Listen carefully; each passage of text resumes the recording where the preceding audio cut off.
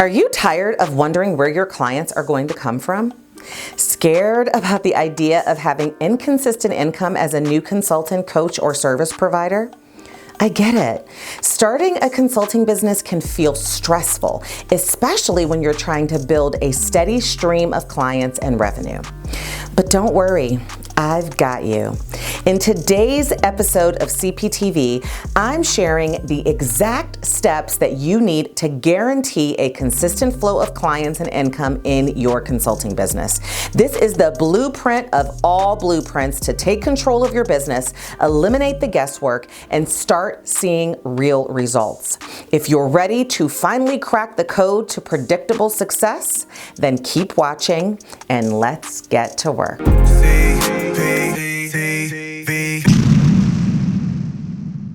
All right, so let's talk about this first step. And step number one in really guaranteeing a consistent flow of leads, clients, and ultimately revenue into your business is first, understanding who your client is and what service you're providing to them. Yes, I mean, that's the first thing. You have to know, because you need to know exactly who you are targeting. Everything about getting clients, everything about selling, everything about generating revenue is marketing related. And I've done different videos on marketing. I don't know if I've stressed this enough, but when you become an entrepreneur and you become your own business owner, you also become the chief marketing officer of your organization. And that means that a huge part of your job is to always be marketing. You know my acronym ABM. And ABM is always about understanding who you're talking to. And that's the only way that you are going to generate inbound leads, find leads, be able to identify who might be a good fit. One of the biggest mistakes that I see early entrepreneurs and startup entrepreneurs make is that you think that everybody who got some money is a good client. Take your hat off, boy, that's a dollar bill. And that's not true. There are also not great clients. Now, I get it. When you're first starting out and you're trying to make money, you are going to work with whoever you can. And I think that's important because I did it, and it was also great learning experiences for me until I had to actually fire my first client myself. Not my very first client, but I had to fire a client for the first time. And that was really when the empowerment kicked in for me. And I was like, wait a minute, this is my shit, okay?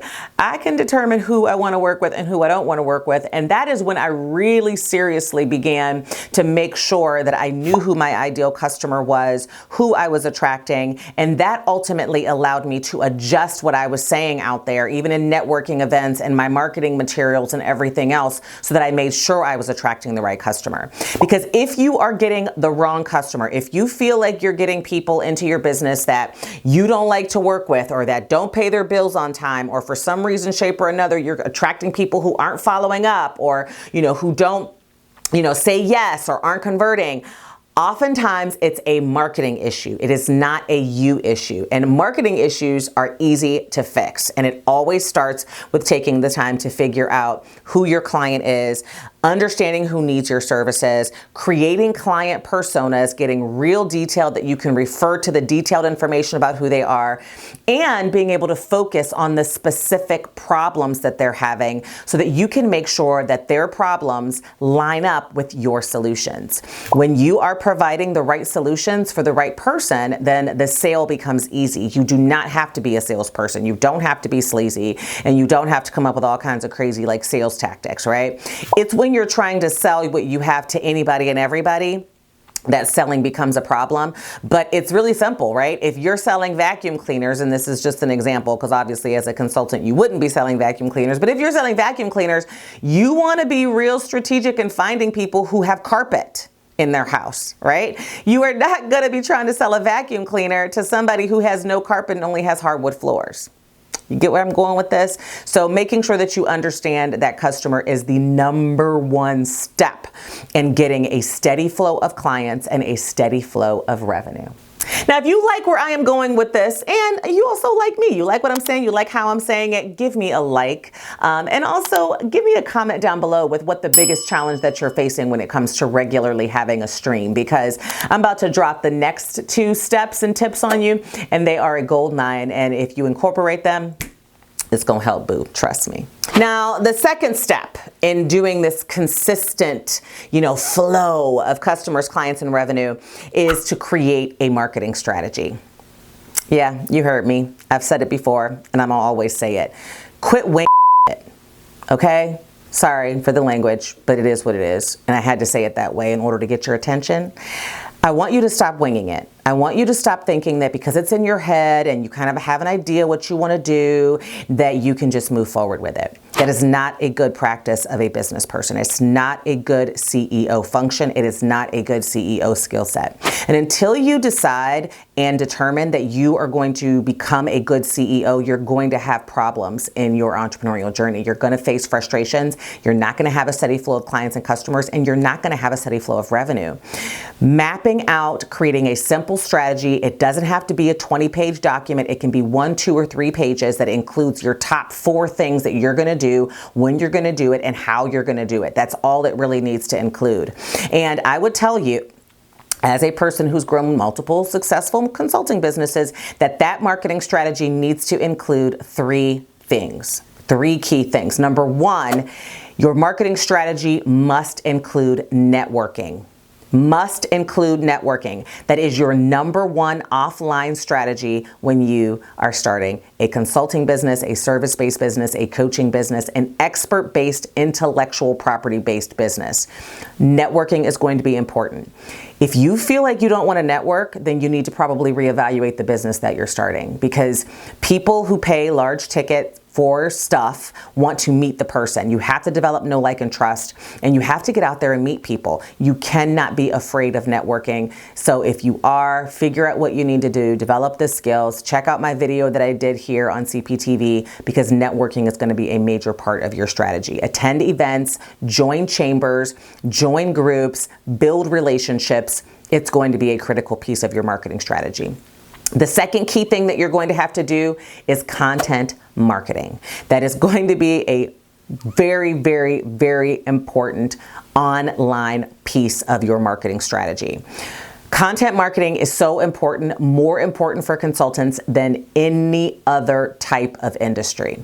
Why? It's important for other industries as well, but it is the most important for you, because content is how you show and deliver your expertise.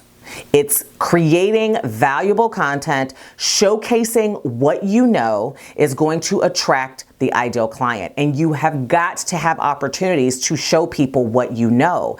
And if what you're putting out there makes sense to them and they can connect with it and they can literally hear what you're saying and go to themselves, wow, I really need to have access to that person, then that's going to generate a lead for you as a consultant. So content marketing is going to be important. If you have no idea what content marketing is, I recommend that you get one of my favorite books. It's called Content Inc. It is by a friend of mine, Joe Paluzzi. Joe was kind of like the godfather of content marketing when it first came out. It was a book that changed my life. It was a book that was at the core of CPTV, and it has ultimately changed my marketing strategy significantly. So I encourage you to get that book, read it, and then you'll understand everything about what content is.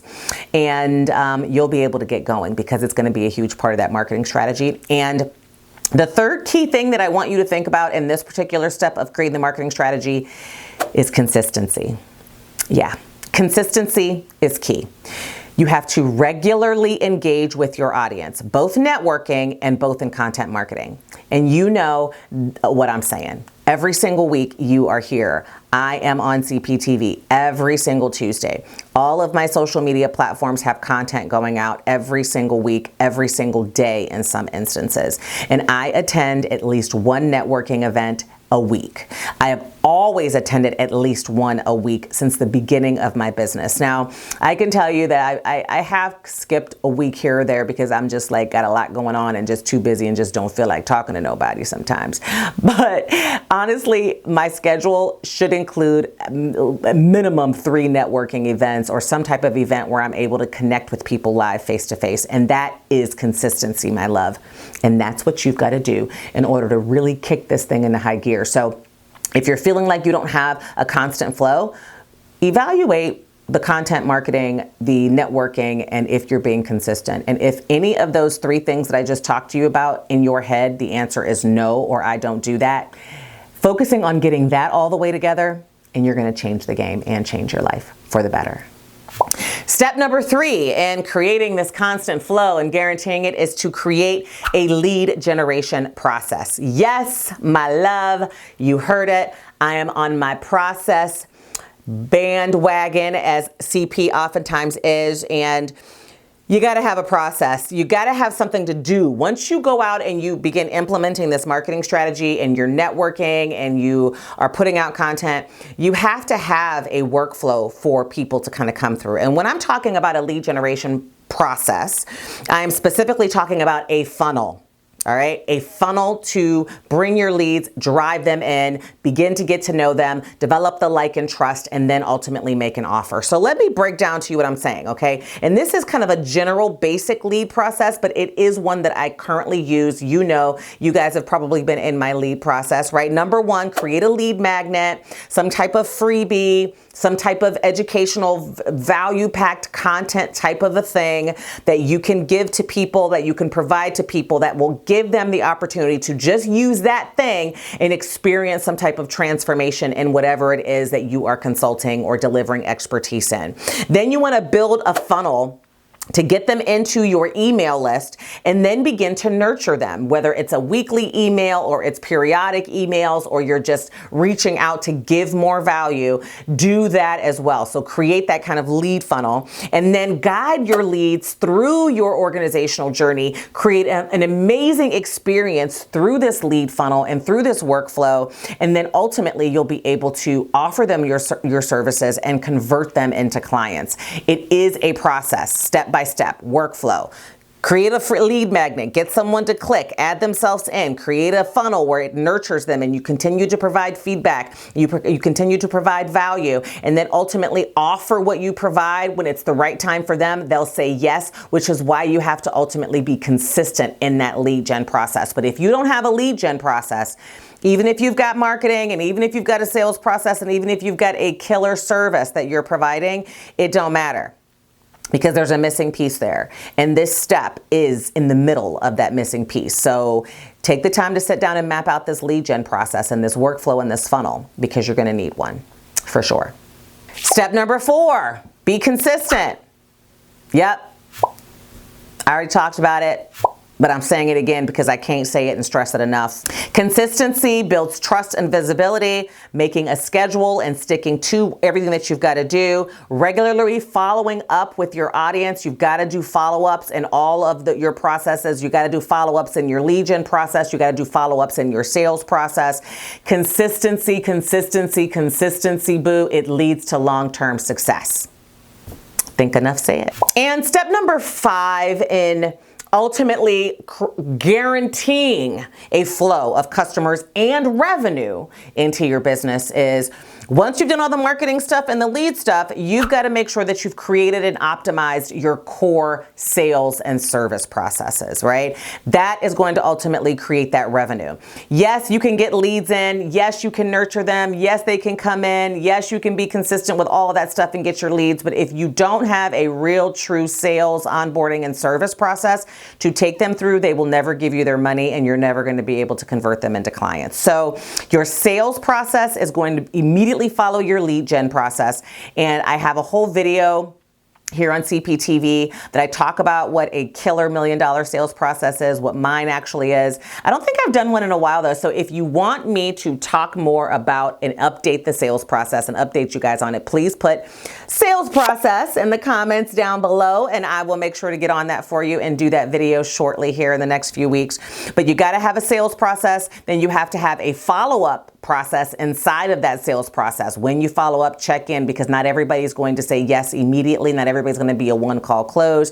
Then you've got to effectively onboard your clients and then you have to ultimately do your service delivery and then your offboarding process. So all of these things need to be smooth. They need to be efficient. You can automate them as much as possible because mine are almost 80% automated in my business and they kind of ensure a great client experience. And when you have a great client experience and you optimize your workflows, you can scale.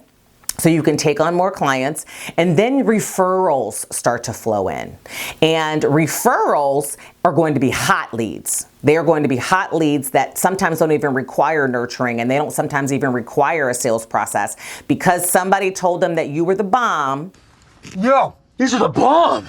Then they are going to go forward with you regardless. They're not going to look, they're not going to compare. Referrals are awesome. And also, even if you don't get referrals, if you do this step right, you'll get great social proof, you'll get great testimonials, you'll get great feedback, and that's the name of the game. So you have to regularly review these processes for improvements though, but you've got to first off make sure that you have them and that they are in place, that you have mapped them out, that you have asked your coach what they should be. You've worked with me in a coaching program and I've just given you mine. Whatever it is, you got to have them. All right, boo. So 100% step number 5 is critical. And when you have that in place, the revenue becomes consistent and you stop stressing out about where your next revenue is going to come from.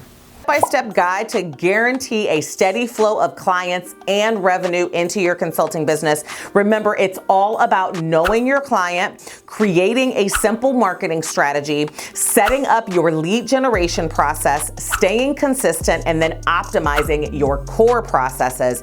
And when you have done all 5 of those steps and they are working in tandem and working like a well-oiled machine in your business, the flow of leads, the flow of money, it will all be there. You'll be in that energy, and then all you got to do is kind of upscale, add to your team so that you can get that much bigger.